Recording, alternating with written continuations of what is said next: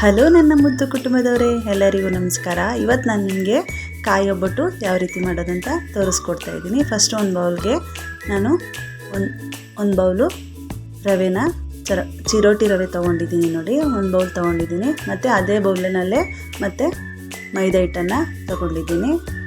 ಈಗ ಸ್ವಲ್ಪ ಅರಿಶಿನ ಪೌಡರ್ನ ಹಾಕ್ಕೊತಾ ಇದ್ದೀನಿ. ಮತ್ತು ರುಚಿಗೆ ತಕ್ಕಷ್ಟು ಉಪ್ಪನ್ನು ಕೂಡ ಆ್ಯಡ್ ಮಾಡ್ಕೊಳ್ಳಿ. ಇಷ್ಟನ್ನು ಹಾಕ್ಕೊಂಡು ಮಿಕ್ಸ್ ಮಾಡ್ಕೊಳ್ಳಿ. ನೋಡಿ, ಈ ರೀತಿ ಮಿಕ್ಸ್ ಮಾಡ್ಕೊಳ್ಳಿ. ಮಿಕ್ಸ್ ಮಾಡಿಕೊಂಡು ಸ್ವಲ್ಪ ತುಪ್ಪನ ಕೂಡ ಹಾಕ್ಕೊಳ್ಳಿ. ತುಪ್ಪನ ಹಾಕ್ಕೊಂಡು ಕೈನಲ್ಲಿ ಈ ರೀತಿ ಚೆನ್ನಾಗಿ ಮಿಕ್ಸ್ ಮಾಡ್ಕೊಳ್ಳಿ. ನೋಡಿ, ಈ ರೀತಿ ಮಿಕ್ಸ್ ಮಾಡಿಕೊಂಡು ತುಪ್ಪ ಹಾಕೋದ್ರಿಂದ ಹಿಟ್ಟು ತುಂಬಾ ಚೆನ್ನಾಗಿ ಬರುತ್ತೆ. ಹಾಗಾಗಿ ನಾನು ತುಪ್ಪನ ಆ್ಯಡ್ ಮಾಡ್ಕೊಂಡಿದ್ದೀನಿ. ಈಗ ನೀರು ಎಷ್ಟು ಬೇಕು ನೋಡಿಕೊಂಡು ಹದವಾಗಿ ಕಲಿಸ್ಕೊಬೇಕಾಗತ್ತೆ. ನೋಡಿ, ಈ ರೀತಿ ಸ್ವಲ್ಪ ಸ್ವಲ್ಪನೇ ಮಿಕ್ಸ್ ಮಾಡ್ಕೊಳ್ಳಿ ನೀರನ್ನು ಹಾಕ್ಕೊಂಡು. ಪೂರ್ತಿ ಒಂದೇ ಸಲ ಕಲಿಸೋದಕ್ಕಾಗಲ್ಲ, ಹಾಗಾಗಿ ಸ್ವಲ್ಪ ಸ್ವಲ್ಪ ಹಿಟ್ಟನ್ನೇ ಕಲಿಸ್ಕೊಬೇಕಾಗತ್ತೆ. ನೋಡಿ, ನೀಟಾಗಿ ಈ ರೀತಿ ಕಲಿಸ್ಕೊಂಡು ಮತ್ತು ಈಗ ಅದಕ್ಕೆ ಎಣ್ಣೆನ ಕೂಡ ಹಾಕ್ಕೊತಾ ಇದ್ದೀನಿ. ಸ್ವಲ್ಪ ಎಣ್ಣೆ ಹಾಕ್ಕೊಳ್ಳಿ. ಆದಷ್ಟು ಹಿಟ್ಟು ಚೆನ್ನಾಗಿ ಬರಬೇಕು, ಹಾಗಾಗಿ ನಾನು ಎಣ್ಣೆನ ಹಾಕ್ಕೊತಾ ಇದ್ದೀನಿ. ನೋಡಿ, ಈ ರೀತಿ ಹಾಕ್ಕೊಂಡು ಚೆನ್ನಾಗಿ ಹಿಟ್ಟನ್ನು ಕಲಿಸ್ಕೊಬೇಕಾಗತ್ತೆ. ನೋಡಿ, ತುಂಬಾ ಗಟ್ಟಿಯಾಗೂ ಇರಬಾರ್ದು, ತುಂಬ ತೆಳುವಾಗೂ ಇರಬಾರ್ದು, ಆ ರೀತಿ ಇರಬೇಕು ಹಿಟ್ಟು. ನೀವು ನೋಡ್ತಾ ಇದ್ದೀರಲ್ಲ, ನಾನು ಸ್ಮೂತಾಗಿ ಕಲಿಸ್ಕೊತಾ ಇದ್ದೀನಿ, ತುಂಬ ಗಟ್ಟಿಯಾಗೂ ಕಲಿಸ್ಕೊತಾ ಇಲ್ಲ. ನೋಡಿ, ಈ ರೀತಿ ಕಲಿಸ್ಕೊಂಡು ನೀಟಾಗಿ ಅದರ ಮೇಲೆ ಎಣ್ಣೆನ ಸವರ್ಬಿಟ್ಟು ಒಂದು ಬೌಲ್ಗೆ ಹಾಕ್ಕೊಂಡು ಇಟ್ಕೋಬೇಕಾಗುತ್ತೆ. ಆಗ ಇನ್ನೂ ಚೆನ್ನಾಗಿ ಹಿಟ್ಟು ನೆಂದು ಚೆನ್ನಾಗಿ ಬರುತ್ತೆ. ಒಂದು 2 ಅವರು ಬಾಕ್ಸಲ್ಲಿ ಹಾಕ್ಬಿಟ್ಟು ಇಡಬೇಕಾಗತ್ತೆ. ನೋಡಿ, ಬಾಕ್ಸ್ನಲ್ಲಿ ಹಾಕ್ಕೊಂಡು 2 ಅವರ್ ಇಡ್ತೀನಿ. ಅಲ್ಲಿವರೆಗೂ ನಾನೀಗ ಬೆಲ್ಲದ ಪಾಕನ ಯಾವ ರೀತಿ ಮಾಡೋದಂತ ತೋರಿಸ್ಕೊಡ್ತೀನಿ. ನೋಡಿ, ಬೆಲ್ಲನ ಹಾಕ್ಕೊಂಡು ಅದಕ್ಕೆ ನೀರು ಎಷ್ಟು ಬೇಕೋ ಅಷ್ಟು ನೀರನ್ನು ಹಾಕ್ಕೊತಾ ಇದ್ದೀನಿ. ಹಾಕ್ಕೊಂಡು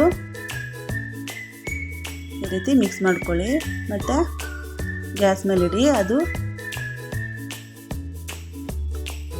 ಕುದಿಯೋವರೆಗೂ ನಾನು ಈಗ ಒಂದು ಜಾರ್ಗೆ ಕೊಬ್ಬರಿನ ಹಾಕ್ಕೊಂಡು ಈ ರೀತಿ ಪೌಡ್ರ್ ಮಾಡಿ ಇಟ್ಕೊಂಡಿದ್ದೀನಿ. ಈಗ ಪಾಕ ಕೂಡ ಕುದೀತಾ ಇದೆ. ನೋಡಿ, ಪಾಕ ಬಂದು ಸ್ವಲ್ಪ ಗಟ್ಟಿ ಬರಬೇಕು, ಅಲ್ಲಿವರೆಗೂ ಚೆನ್ನಾಗಿ ಕುದಿಯೋದಕ್ಕೆ ಬಿಡಿ. ನೋಡಿ, ಈ ರೀತಿ ಚೆನ್ನಾಗಿ ಮಿಕ್ಸ್ ಆಗಬೇಕು. ಚೆನ್ನಾಗಿ ಕುದ್ದು ಸ್ವಲ್ಪ ಪಾಕ ಗಟ್ಟಿ ಬರಬೇಕು, ಅಲ್ಲಿವರೆಗೂ ಚೆನ್ನಾಗಿ ಕುದಿಸ್ಕೊಂಡು ಅದನ್ನು ನಾನು ಸೋಸಿಬಿಟ್ಟು, ಯಾಕಂದರೆ ಅದರಲ್ಲೆಲ್ಲ ಗಲೀಜಿರುತ್ತೆ, ಹಾಗಾಗಿ ನಾನು ಸೋಸಿ ಮತ್ತು ಇನ್ನೊಂದು ಪಾತ್ರೆಯಲ್ಲಿ ಕುದಿಯೋದಕ್ಕೆ ಇಟ್ಟಿದ್ದೀನಿ. ನೋಡಿ, ಚೆನ್ನಾಗಿ ಕುದೀತಾ ಇದೆ. ಈಗ ನೋಡಿ, ನೀವು ನೋಡ್ತಾ ಇದ್ದೀರಲ್ಲ, ಈ ರೀತಿ ಚೆನ್ನಾಗಿ ಕುದಿಯೋದಕ್ಕೆ ಬಿಡಬೇಕು. ಸ್ವಲ್ಪ ಪಾಕ ಬಂದು ಗಟ್ಟಿ ಬರಬೇಕು. ನೋಡಿ, ಇಷ್ಟು ಆದಮೇಲೆ ಈಗ ನಾನು ಗಸಗಸೆನ ಫ್ರೈ ಮಾಡ್ಕೊತಾ ಇದ್ದೀನಿ. ನೋಡಿ, ಗಸಗಸೆ ಚೆನ್ನಾಗಿ ಫ್ರೈ ಮಾಡಿಕೊಂಡು ಎತ್ತಿಟ್ಕೊತೀನಿ. ಈಗ ಕುದೀತಾ ಇರೋಂಥ ಪಾಕಕ್ಕೆ ಏಲಕ್ಕಿ ಪೌಡ್ರನ್ನ ಮಾಡಿ ಹಾಕ್ಕೊಬೇಕಾಗತ್ತೆ. ನೋಡಿ, ಅದಕ್ಕೆ ನಾನು ಕುದೀತಾ ಇರೋಂಥ ಪಾಕದೊಳಗಡೆ ಏಲಕ್ಕಿನ ಪುಡಿ ಮಾಡಿ ಹಾಕ್ಕೊಂಡಿದ್ದೀನಿ. ಸ್ಮೆಲ್ ಕೂಡ ಚೆನ್ನಾಗಿರುತ್ತೆ. ಮತ್ತು ಈಗ ನಾನು ಹುರಿದಿಟ್ಕೊಂಡಿರೋಂಥ ಗಸಗಸೆನ ಹಾಕ್ಕೊಂಡು ಮಿಕ್ಸ್ ಮಾಡ್ಕೊತಾ ಇದ್ದೀನಿ. ನೋಡಿ, ಈ ಹದವಾಗಿ ಮಾಡ್ಕೊಳ್ಳಿ. ಕಾಯಿ ಒಬ್ಬಟ್ಟು ತುಂಬಾ ಚೆನ್ನಾಗಿ ಬರುತ್ತೆ. ಸುಮಾರು ಜನ ಕಾಯಿ ಒಬ್ಬಟ್ಟು ಮಾಡೋಕ್ಕೆ ಬರೋದಿಲ್ಲ ಅಂದ್ಕೊಂಡಿರ್ತೀರ, ಈ ಥರ ಈಸಿಯಾಗೆ ಮಾಡ್ಬೋದು. ಮತ್ತು ಪೌಡ್ರ್ ಮಾಡಿ ಇಟ್ಕೊಂಡಿದ್ದಂಥ ಕೊಬ್ಬರಿನ ಹಾಕ್ಕೊಂಡು ಮಿಕ್ಸ್ ಮಾಡ್ಕೊತಾ ಇದ್ದೀನಿ. ನೋಡಿ, ಹೀಗೆ ಸ್ವಲ್ಪನೇ ಹಾಕ್ಕೊಂಡು ಮಿಕ್ಸ್ ಮಾಡ್ಕೊಳ್ಳಿ. ಇದು ತುಂಬಾ ಗಟ್ಟಿ ಬರಬಾರ್ದು, ಸ್ವಲ್ಪ ತೆಳುವಾಗಿ ಇರಬೇಕು. ನೋಡಿ, ನಿಮ್ಗೆ ಹದವಾಗಿ ತೋರಿಸ್ಕೊಡ್ತೀನಿ. ಇದೇ ಹದವಾಗಿ ಮಾಡ್ಕೊಳ್ಳಿ. ನೋಡಿ, ಈ ರೀತಿ ಮಾಡಿಕೊಂಡು ಚೆನ್ನಾಗಿ ಕುದಿಯೋದಕ್ಕೆ ಬಿಡಬೇಕಾಗುತ್ತೆ. ನೋಡಿ, ಚೆನ್ನಾಗಿ ಕುದ್ದು ಗಟ್ಟಿ ಆಗ್ತಾಯಿದೆ. ಅತಿಯಾದ ಗಟ್ಟಿನೂ ಮಾಡ್ಕೊಬೇಡಿ, ಆಮೇಲೆ ತಟ್ಟೋದಕ್ಕೆ ತುಂಬಾ ಕಷ್ಟ ಆಗಿಬಿಡುತ್ತೆ. ಹಾಗೆ ನೋಡಿ ಇಷ್ಟ ಆದರೆ ಸಾಕಾಗುತ್ತೆ. ಈಗ ನಾನು ಆರೋದಕ್ಕೆ ಬಿಟ್ಟಾಗ ಅದು ಸ್ವಲ್ಪ ಗಟ್ಟಿನೂ ಬಂದುಬಿಡುತ್ತೆ. ಹಾಗಾಗಿ ನಾನು ಸ್ವಲ್ಪ ತೆಳುವಾಗಿದ್ದಾಗನೇ ಸ್ಟವ್ನ ಆಫ್ ಮಾಡ್ಕೊಂಡಿದ್ದೀನಿ. ಈಗ ನೀವು ನೋಡ್ತಾ ಇದ್ದೀರಾ ನೋಡಿ ಎಷ್ಟು ಗಟ್ಟಿ ಬಂದಿದೆ. ಈಗ ನಾನು ಸ್ವಲ್ಪ ಕೈಗೆ ಎಣ್ಣೆನ ಹಾಕ್ಕೊಂಡು ಈ ರೀತಿ ಸಣ್ಣ ಸಣ್ಣ ಉಂಡೆಗಳನ್ನ ಮಾಡ್ಕೊತೀನಿ. ನೋಡಿ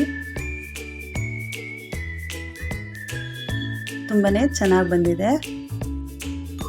ಈಗ ನಾನು ತೋರಿಸ್ತಾ ಇದ್ದೀನಿ ನೋಡಿ, ಸಣ್ಣ ಸಣ್ಣ ಉಂಡೆಗಳನ್ನ ಮಾಡಿಕೊಂಡು ಒಂದು ತಟ್ಟಿನಲ್ಲಿ ಜೋಡಿಸ್ಕೊತೀನಿ.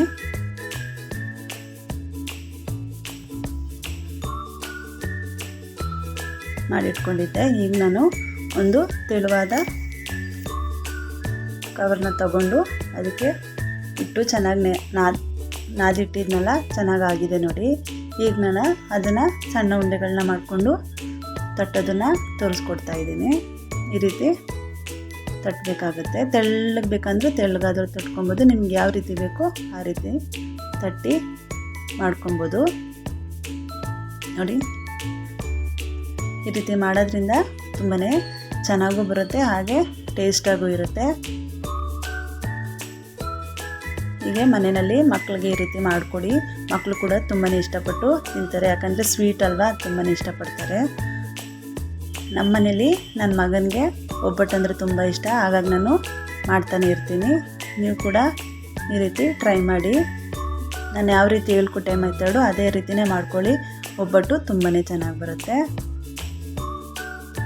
ನೋಡಿ ಹೆಂಚು ಕೂಡ ಕಾಯ್ದಿದೆ. ಈಗ ನಾನು ಹೆಂಚಿಗೆ ಸ್ವಲ್ಪ ಎಣ್ಣೆನ ಹಾಕ್ಕೊತಾ ಇದ್ದೀನಿ. ಈಗ ನೀಟಾಗಿ ಕಾಯ್ದಿದೆ. ಈಗ ನಾನು ತಟ್ಟಿ ಅದಕ್ಕೆ ಹಾಕ್ಕೊತಾ ಇದ್ದೀನಿ. ನೋಡಿ ಒಂಚೂರು ಕೂಡ ಏನೂ ಆಗಲ್ಲ, ಅಷ್ಟು ಚೆನ್ನಾಗಿ ಬರುತ್ತೆ ಕಾಯಿ ಒಬ್ಬಟ್ಟು. ಸುಮಾರು ಜನ ಹೇಳ್ತಿರ್ತಾರೆ ಕಾಯಿ ಒಬ್ಬಟ್ಟು ಮಾಡೋಕ್ಕೆ ಬರಲ್ಲ ಅಂತ, ಹಾಗಾಗಿ ತೋರಿಸ್ಕೊಟ್ಟಿದ್ದೀನಿ. ಈ ರೀತಿ ಮಾಡ್ಕೊಳ್ಳಿ. ಈ ರೆಸಿಪಿ ನಿಮಗೂ ಇಷ್ಟ ಆಗಿದ್ದಲ್ಲಿ ನನ್ನ ಚಾನಲ್ನ ಯಾರ್ಯಾರು ಸಬ್ಸ್ಕ್ರೈಬ್ ಮಾಡ್ಕೊಂಡಿಲ್ಲ ಬೇಗ ಸಬ್ಸ್ಕ್ರೈಬ್ ಮಾಡ್ಕೊಳ್ಳಿ. ಹಾಗೆ ಲೈಕ್ ಮಾಡಿ, ಶೇರ್ ಮಾಡಿ, ಹಾಗೆ ಕಮೆಂಟ್ ಮಾಡಿ. ನೋಡಿ ಎಷ್ಟು ಚೆನ್ನಾಗಿ ಬರ್ತಾಯಿದೆ ಅಂತ ನಿಮಗೆ ತೋರಿಸ್ತಾ ಇದ್ದೀನಲ್ಲ. ನೋಡಿ ಇದೇ ರೀತಿಯೇ ಕಾಯಿ ಒಬ್ಬಟ್ಟು ಈಸಿಯಾಗಿ ಮಾಡ್ಕೊಬೋದು.